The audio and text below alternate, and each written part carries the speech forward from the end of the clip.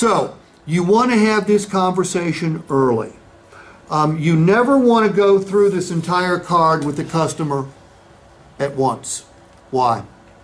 Too much information. Too much information. They'll turn you off and they will retain very little.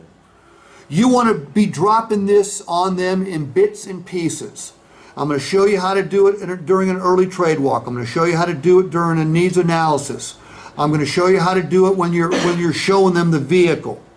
But you never want to go through the card all at once. But what you want to do early is you want to try to break down that barrier by eliminating the fear of paying too much, the fear of buying the wrong vehicle, and the fear of buying somebody else's problem. Does this make sense? Yes. Because if I can eliminate those three fears that Juan has, what's it do to my chances of helping him buy a car?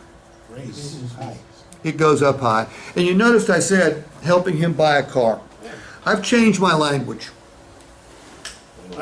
But I've changed my language in that, I mean, I've been a car salesman for 38 years. But I'm trying to eliminate the I'm going to sell a car from my vocabulary. Because would people rather have someone help them buy or get sold? No.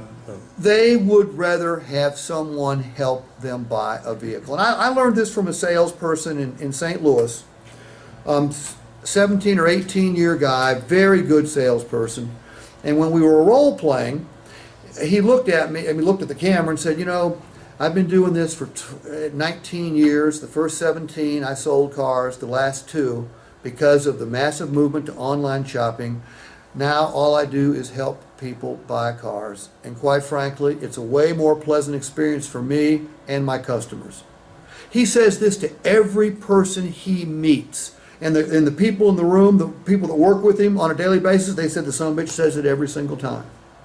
And I'm thinking to myself, well, if he's the top salesman, why aren't the rest of you dumbasses saying the same thing?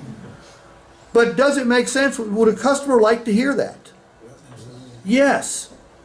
If I perceive that you're trying to help me buy and make a good decision, I'm way more likely to buy from you than if I feel you're trying to sell me. But I mean, we don't have to change, well, we just have to change the way we look at the whole transaction. The road to the sale. The road to the sale was invented sometime in the middle 1960s by the Key Royal organization. Most dealerships I know still use it. It is antiquated. It is outdated. Now, there are some elements of it that are never going to change. Is a good product demonstration important? Yes. Absolutely. A good test drive important? Yes. Absolutely yes. A good needs analysis? Absolutely yes. A good meet and greet? Absolutely yes.